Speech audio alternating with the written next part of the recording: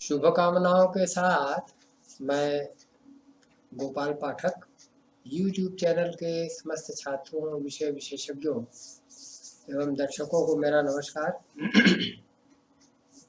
जैसा कि मैंने अपने पूर्व दिनांक 28 अक्टूबर 2021 के दृश्य श्रव्य पटल वीडियो के माध्यम से भास्कराचार्य के खगोलीय ग्रंथ सिद्धांत शिरोमणि के यंत्राध्याय ग्रंथ संख्या 375 में वर्णित हस्तस्थ यष्टि यंत्र, प्रेक्षा यष्टि यंत्र, उपनाम वाले धी यंत्र पर विचारण का चतुर्थ भाग प्रस्तुत किया था और वीडियो के अंत में इस यंत्राध्याय के यंत्रों के विचारण के क्रम में अपने अगले वीडियो में दिगंश एवं नलिका यंत्र पर विचारण का प्रथम भाग अपने अगले वीडियो के माध्यम से प्रस्तुत करने की बात कही थी।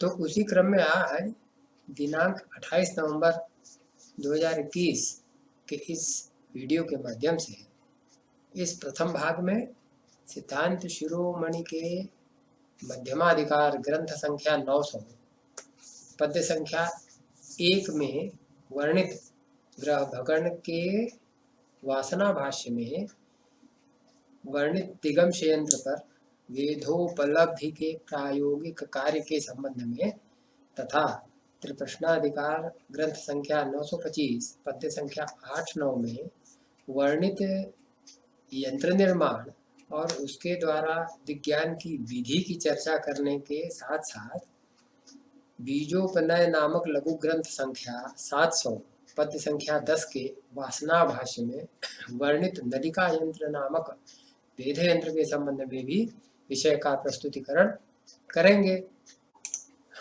अब यहाँ पर प्रसंगवशात इस यंत्र के ऐतिहासिक पक्ष पर भी संक्षिप्त रूप में विचारण कर लेते हैं। भारतीय खगोल शास्त्र में उपयोग किए जाने वाले समस्त उपकरणों में अथवा यंत्रों में दिगंश यंत्र का प्रयोग और उपयोग भारतवर्ष में चौथी शताब्दी के आरंभ से ही ग्रह नक्षत्रों के अवलोकन के लिए किया गया था। इस शताब्दी के पूर्व में आर्ष ग्रंथ सूर्य सिद्धांत में दिग्ज्ञान तथा दिगंश लाने के प्रकार का गणितीय विवरण प्राप्त होता है। आज से 4000 वर्ष पूर्व लगभग वैदिक काल में भी विभिन्न प्रकार के कुंडों के निर्माणार्थ दिक् साधन किए जाने का विधान प्राप्त होता है और विधान किया भी जाता था। उसकी विधि भी वहाँ प्राप्त होती है। इसके लिए कुंड मंडप सिद्धि नामक ग्रंथ का अवलोकन करना चाहिए। चौथी शताब्दी से लगायत सवाई जयसिंह तक के काल तक जितने भी खगोलीय एवं खगोल शास्त्रीय अथवा सिद्धांत ज्योतिष के ग्रंथ प्राप्त होते हैं, उन सभी में दिक् साधन एवं दिगंश का आनयन की गणितीय विधि देखने को मिलती है। परंतु इस दिगंश यंत्र की परिकल्पना, प्रयोग एवं निर्माण प्रक्रिया का उल्लेख कब, किसके द्वारा सर्वप्रथम किया गया, इस विषय पर न तो किसी भी प्रकार की कोई चर्चा किसी भी ग्रंथ से प्राप्त होती है और न तो कोई ऐतिहासिक विवरण ही प्राप्त होता है। ये बड़ा आश्चर्य का विषय है। लगभग ऐसी ही स्थिति शेष विश्व के ऐतिहासिक परिदृश्य पर भी देखने को मिलती है। टॉलमीय तंत्र के पूर्ववर्ती जितने खगोलविद थे, उन खगोलविदों के ग्रंथों से लगायत 18वीं शताब्दी तक के खगोलीय ग्रंथों में दिशाओं को ज्ञात करने के प्रकार एवं दिगंशों के गणना प्रकार की चर्चा तो प्राप्त होती है, परंतु प्राथमिक अवधारणा किस खगोलविद ने की, कब की, इत्यादि विषय पर कोई चर्चा कहीं भी प्राप्त नहीं होती। History of the ancient astronomical operators and observatories नामक ग्रंथ का अवलोकन करने पर यह तो ज्ञात हो जाता है कि भारत सहित समस्त विश्व शेष विश्व में निर्मित प्राचीन वेधशालाओं में और विशेषकर बेबीलोन और मेसोपोटामिया की वेधशालाओं में इस यंत्र का प्रयोग ग्रह नक्षत्रों के दिगंश ज्ञात करने के लिए किया जाता था। चूंकि चक्र यंत्र को ही क्षितिज धरातल के समानांतर धारित कर देने पर चक्र यंत्र दिगंश यंत्र हो जाता है। अतः यंत्र प्रकार के रूप में इस यंत्र का विवरण खगोलीय ग्रंथों में प्राप्त नहीं होता या अत्यल्प मात्रा में प्राप्त होता है। तो ये रहा दिगंश यंत्र का संक्षिप्त ऐतिहासिक परिदृश्य। जैसा कि पूर्व में कहा गया है कि क्षितिज धरातल के समानांतर चक्र यंत्र को समतल भूमि पर किसी स्थिर आधार पर धारित करने पर चक्र यंत्र दिगंश यंत्र हो जाता है। चक्र यंत्र की ऊर्ध्वाधर रेखा पूर्वापर रेखा के रूप में और क्षैतिज रेखा यमोत्तर रेखा के रूप में कार्य करने लगती है। इस यंत्र को समतल भूमि पर स्थापित करने के पूर्व अर्थात पहले दिक् साधन करते हैं, दिशाओं का साधन करते हैं। वो कैसे करते हैं इसका प्रकार आचार्य भास्कर इस प्रकार बतला रहे हैं। इदानीं दिग्ज्ञानमाह, अब दिग्ज्ञान को कहा। वृत्तेम्भः सुसमीकृतक्षितिगते केन्द्रस्थशङ्कोक्रमाद्भाग्रं यत् प्रविशत्यपैति च यतस्तत्रापरैन्द्र्यौ दिशौ तत्कालापमजीवयोस्तु विवराद् भाकर्णमित्याहता लम्बज्याप्तमिताङ्गुलैरयनदृश्यैन्द्रियस्फुटा चालिता तन्मत्स्यादतस याम्य सौम्य ककुभौ सौम्या ध्रुवे वा भवेत्। इसकी संस्कृत में जो विवृति आचार्य भास्कर ने दी है उसको भी सुनिए। सरल संस्कृत में है। अम्भा अर्थात जलेन सुसमीकृते क्षितिगते अर्थात भूमिगते भूमिस्थिते वृत्ते केन्द्रस्थ शंको भाग्रम यत्र विशति यतो अपैति च तत्र क्रमेण अपर ऐन्द्रौ नाम पश्चिम पूर्व दिशौ किल भवतः ततः तत्कालापमजीवयोः विवरात् अर्थात तात्कालिक सूर्ययोः क्रांतिज्यान्तरेण छायाकर्णमिति आहतात् गुण्यात् फलं लम्बज्याप्तमित अंगुलैः अयन दिशि ऐन्द्रियदिक् नाम पूर्वादिशा चालिता स्फुटा पूर्वदिशा भवति। अतः अनन्तरं तन्मत्स्यात् याम्य सौम्य ककुभौ नाम दक्षिणोत्तर दिशौ भवतः अथवा प्रकारान्तरेण ध्रुवे यष्टिवेधेन सौम्य स्वस्थानो याम्य तन्मत्स्यात् पूर्वापरे दिशौ भवतः। इसकी गोली उपपत्ति में आचार्य भास्कर यंत्रांतर्गत परिस्थिति को स्पष्ट करते हुए कह रहे हैं कि अहोरात्र वृत्ते इष्टानाम उन्नत घटिकानाम अग्रे पूर्वाह्ने सममंडलेन यावदंतरम तावदेव अपराह्ने तावतीनाम घटिकानाम अग्रे भवति। अतः तच्छायाग्रबिन्दुभ्यां दिग्ज्ञानम् उपपद्यते। परं तत्कालान्तरेण तदर्कक्रान्त्यन्तरं तेनान्तरितं भवति। अतः तत्सन्धेयम्। तच्चैवं तस्मिन् काले यानि कर्णवृत्ताङ्गुलानि पूर्वाह्ने यानि च अपराह्ने तेषाम् अन्तरं कार्यं तत्र लाघवार्थं तत्कालक्रान्त्यो एव अन्तरं कृतं ततो अग्रान्तरकरणाय अनुपातः कृतः। यदि लम्बज्या कोट्या त्रिज्या कर्णः तदा क्रांतिज्यान्तरेण किमिति लब्धम् अग्रान्तरम्। ततो अन्यो अनुपातकृतः यदि त्रिज्या व्यासार्ध एतावत् अंतरम तदा कर्ण व्यासार्धे किमिति।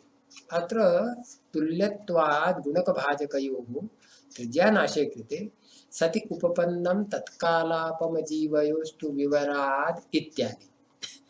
यदि उत्तरम अयनं वर्तत तदा उत्तरतो अर्के चलिते शंकोः भाग्रम दक्षिणतो याति, अतः तद उत्तरतः चालनीयम् एवं उपपन्नम ऐन्द्री स्फुटा चालिता इति। ये तो आचार्य भास्कर के द्वारा दी गई विवृत्ति है, उनका अपना भाष्य है। अब इस भाष्य पर टीकाकार एक और हुए हैं नृसिंहदेवज्ञ, उन्होंने भी कुछ टीका की है, उसको भी सुनिए। इसके संबंध में वासना वार्तिककार नृसिंहदेवज्ञ गोलीय अवस्थिति को दर्शाते हुए कह रहे हैं कि यदा उदय सायन कर्कादिस्थो सूर्यः, उदय नाम उदय काले, तदा अस्य छाया मकरादि अहोरात्र वृत्त पश्चिम क्षितिज संपाते प्रविशति, ततो अस्तमन काले धनुवंत अहोरात्र वृत्त पूर्व क्षितिज संपातात् दक्षिणतः पूर्व क्षितिज निर्गच्छति इति। पश्चिम पूर्वचिह्नयोः एक सूत्रस्थम, पश्चिम पूर्वचिह्नयोः एक सूत्रस्थत्वं प्रत्यक्षतो न दृश्यत एव अपेक्षिता च एक सूत्रेति। सूर्योदयास्तकालीन अहोरात्र वृत्तांतर रूप अग्रांतरेण पश्चिम चिह्नं पूर्व चिह्नं वा चालनीयम्। यत्र प्रविशति तत्र पश्चिम चिह्नम् इति अवधारिते अस्य पूर्व चिह्नं समसूत्रस्थं कूत्रेति अपेक्षिते निर्गमावगत पूर्व चिह्नम् अयन ऋषि अग्रांतरेण चालनीयं भवति। यत्र छायाग्रम अपैति तत्र पूर्व चिह्नम् इति अवधारिते अस्य पश्चिम चिह्नं समसूत्रस्थं कुत्रेति अपेक्षिते प्रवेशान अवगत पश्चिम चिह्नम् अग्रांतरेण अयन विपरीत दिशि चालनीयम्। एवं कृते समसूत्रता गोले प्रत्यक्षतः उपलभ्यते। चालनस्य अयनक्रमलाभार्थम् अयनदिश्येन्द्री चालिता स्फुटेति उक्तम्। कहने का तात्पर्य यह है कि उक्त प्रकार से भूमि पर जल प्रवाह रहित कठोर एवं शून्यीकृत समतल भूमि निर्मित करने के उपरांत उक्त समतल भूमि के मध्य में एक कील आरोपित कर देंगे और अभिष्ट लंबाई की रज्जू का अर्थात रस्सी का एक सिरा उस कील में बांधकर रज्जू के दूसरे सिरे पर लोहे की एक कलम बांध देंगे। तदुपरांत रज्जू को क्षैतिज समानांतर खींचकर तन्यता देते हुए कील के चारों ओर रस्सी से बंधी हुई लोहे की कलम को घुमाते हुए एक वृत्त की संरचना कर देंगे। अब उक्त वृत्त के मध्य भाग के कील के स्थान पर ऊर्ध्वाधर सूत्र के समानांतर लंबवत एक शंकु जिसका प्रमाण कहे गए प्रकार से निर्मित वृत्त के व्यासार्ध के तुल्य होगा स्थापित कर देंगे। अब सूर्योदय काल के उपरांत उक्त प्रकार से निर्मित वृत्त के केंद्र पर स्थापित शंकु की छाया का शीर्ष भाग उक्त वृत्त के परिधि को जहां पर स्पर्श करता हुआ प्रवेश कर रहा हो उस स्थान पर एक चिन्ह लगा दें। उक्त चिन्ह पश्चिम दिशा चिन्ह होगा। क्यों?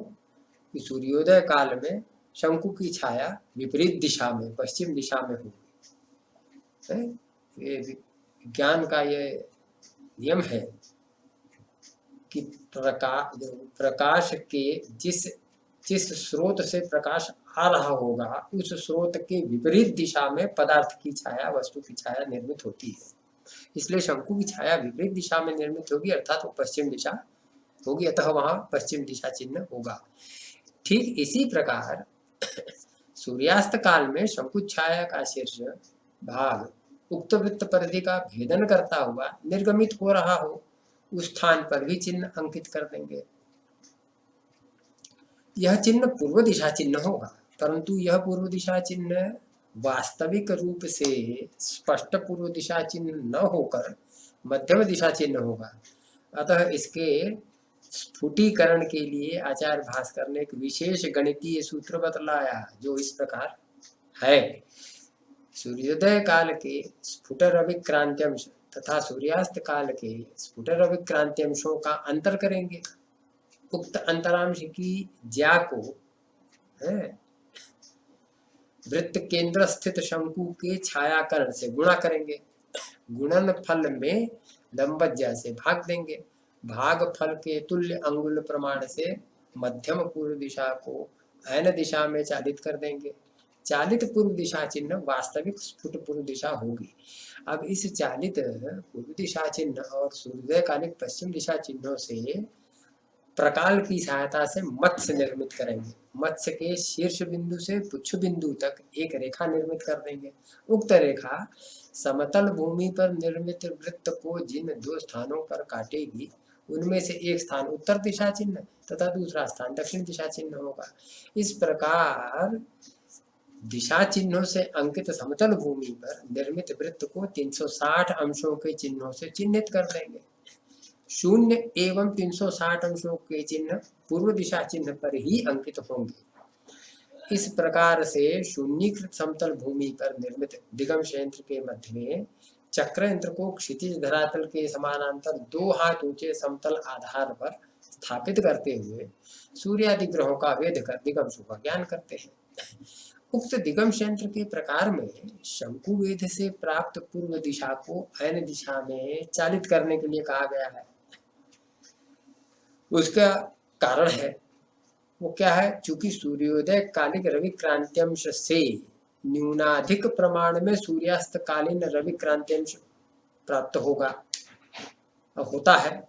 अतः सूर्योदय कालिक स्वक्षितिजस्थ अग्रामान से न्यूनाधिक अग्रामान सूर्यास्त कालीन होगा और पूर्व क्षितिज पर सूर्य का उदय पूर्व क्षितिजस्थ अग्रा के शीर्ष भाग पर होता हुआ दिखेगा तथा सूर्य का अस्त पश्चिम क्षितिज पर पश्चिम क्षितिजस्थ अग्रा के शीर्ष भाग पर ही होता हुआ दिखेगा। अतः सूर्योदयास्त कालीन क्रांत्यंश भिन्नता के कारण सूर्योदयास्त कालीन अग्रा के मान में भी भिन्नता प्राप्त होगी, जिस कारण से पश्चिम दिशा चिन्ह के ठीक ठीक सम्मुख विपरीत दिशा में पूर्व दिशा चिन्ह प्राप्त नहीं होगा। अतएव अग्रांतरानुपात के द्वारा पूर्व दिशा चिन्ह को ऐन दिशा में चालित किया। यदि सूर्य उत्तर ऐन में हो तो वेधागत पूर्व दिशा चिन्ह को उत्तर की ओर चालित कर देंगे। यदि सूर्य दक्षिण ऐन में हो तो वेधागत पूर्व दिशा चिन्ह को दक्षिण की ओर चालित कर देंगे। ठीक है, तो उत्तर ऐन में सूर्य के होने पर मध्यम पूर्व दिशा को उत्तर की ओर चालित करना है। यदि सूर्य दक्षिण ऐन में हो तो वेधागत पूर्व दिशा चिन्ह को दक्षिण की ओर चालित कर देना है। इस प्रकार चालित पूर्व दिशा चिन्ह और पश्चिम दिशा चिन्हों की सहायता से मत्स्योत्पादन कर दक्षिण उत्तर दिशा चिन्ह अंकित करेंगे। इन दिशा चिन्हों के अंतराल में यंत्र पर सरल सीधी रेखा अंकित कर देंगे। इस प्रकार से दिगंश यंत्र का निर्माण कर यंत्र के पश्चिम भाग में खड़े होकर हाथ में करावलंबक सूत्र, जिसे कि साहुल कहते हैं, उसको लटकती हुई अवस्था में पकड़ते हुए यंत्र के पूर्व भाग के क्षितिज पर उदित होते हुए ग्रह नक्षत्रों का अवलोकन कर वेध कर उनके दिगंशों का ज्ञान प्राप्त करते हैं। तो इस प्रकार यह रहा दिगंश यंत्र का भास्करीय प्रकारानुसार विवेचन। अब नलिका यंत्र के स्वरूप पर आचार्य भास्कर के अनुसार विचारण प्रस्तुत करते हैं। आचार्य भास्कर ने चंद्र स्फुटीकरण के संबंध में और उससे संबंधित एक विशेष लघु ग्रंथ बीजोपनयनम में इस यंत्र की चर्चा की है। बीजोपनयनम ग्रंथ की पद्य संख्या 10 के वासना भाष्य में वो कह रहे हैं, क्या कह रहे हैं? अयमत्र बिंब व्यास वेधन क्रमः अति दीर्घान्तां मृण्मयीं यष्टिकां कृत्वा तदन्तः नलिकां कांचित् निवेशयेत् तच्च दीर्घीकरणार्थं स्यात् तां च नलिकां स्थूलाक्षमध्यरन्ध्रप्रोतां कृत्वा व्याधारयष्टिस्थितां स्थापयेत् तन्नलिकया एकपार्श्वे दृष्टिं विधाय अन्तःसुषिरेण ग्रहं पश्येत्। यदि नलिकापररन्ध्रव्यासात् ग्रहबिम्बव्यासाधिक्यं तदा क्षुद्रनलिकामन्तर्निखाय अर्थात क्षुद्रनलिकाम् अंतर्निखाय लघूकृत्य साम्यम् आपादयेत्। यदि च रन्ध्रव्यासाधिक्यं तर्हि क्षुद्रनलिकां बहिरुद्घाट्य दीर्घिं कुर्यात्, यथा साम्यं भवति तथा कार्यम्। एवं प्रथमदिने साम्यं व्यथयित्वा द्वितीयदिने तस्मिन्नेव काले पुनः व्यथयेत्। तदा च वृद्धिरासौ स्पष्टमीक्षते। यहाँ पर यह बिंब व्यास का वेद करने का प्रकार बतलाया है। इस प्रकार आचार्य भास्कर ने शक 1073 ईस्वी सन 1151 में नलिका यंत्र की अवधारणा प्रस्तुत की थी, जो बाद के समय में हम लोगों को गैलीलियन टेलीस्कोप के रूप में देखने को मिलती है। उक्त नलिका यंत्र के द्वारा ग्रह विलोकन का प्रकार आचार्य भास्कर ने त्रिप्रश्नाधिकार ग्रंथ संख्या 925 पद्य संख्या 105-6-7 में विधाय बिंदुम समभूमि भागे ज्ञात्वा दिशक कोटिरत प्रदेया प्रत्यंगमुखी पूर्वकपाल संस्थे पूर्वामुखी पश्चिमगे ग्रहे सा इत्यादि प्रकार से तथा इसका विस्तृत विवेचन इन्हीं पद्यों के वासना भाष्य में किया है। जिस दिन ग्रह ग्रहण ग्रहयुति अथवा चंद्रसिंहोन्नति का दर्शन करने की इच्छा हो, उस दिन उक्त घटना काल में प्रथमतः उस ग्रह की ग्रह छाया अधिकार ग्रंथ संख्या 100 के गणितीय प्रकारानुसार छाया, कर्ण, भुज और कोटि के मानों का आनयन करेंगे। तदुपरांत नलिका सुशिर के अंदर जिस प्रकार से कर्ण सूत्र होता हो, उस प्रकार से नलिका यंत्र को किसी आधार द्वय के द्वारा स्थिर कर देंगे, अर्थात नलिका को कर्ण मार्ग पर कर्णगत्या स्थापित करेंगे। ऐसा नलिका का मूल द्विगुच्च होता है। इस प्रकार से स्थापित नलिका मूल पर स्थित दृष्टि से नलिका सुशिर के मध्य से इष्ट काल में ग्रहादिकों का दर्शन आकाश में करेंगे।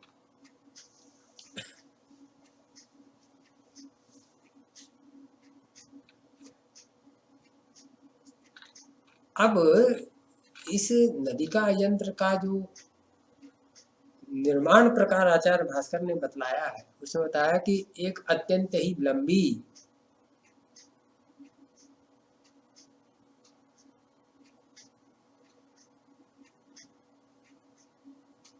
मिट्टी की यष्टिका, इस प्रकार से ईंट पकाई जाती है, उस प्रकार मिट्टी की एक यष्टि माने छड़ी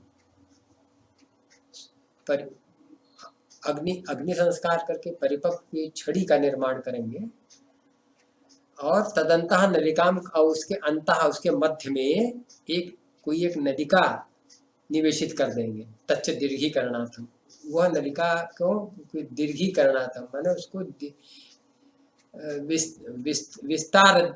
विस्तृत करने के लिए, लंबी करने के लिए ऐसा करेंगे। तांच नलिकाम स्थूल अक्ष मध्य रंध्र प्रोताम कृत्वा, उस नलिका को उस नलिका में स्थूल अक्ष मध्य रंध्र प्रोताम कृत्वा मैंने किसी बड़े अक्ष मध्य के छिद्र में प्रोत कर देंगे और किसी दो आधार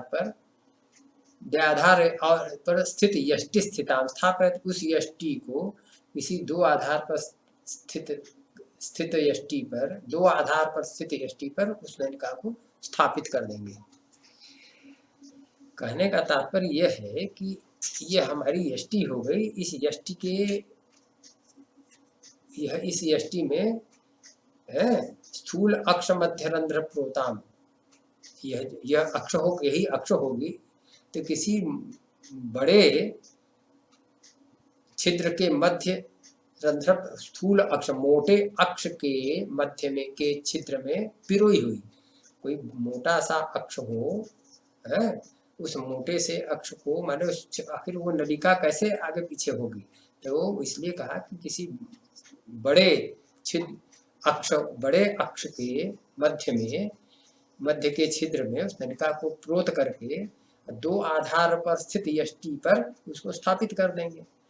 तन नलिकया एक पार्श्व दृष्टि विधाय, अब उस नलिका के एक तरफ दृष्टि रखकर और उसके अंतःसुषिरेण, उसके अंतर्गत अंदर का जो छिद्र है नलिका का, शीर्ष से मूल तक, उस छिद्र के माध्यम से ग्रह को देखेंगे।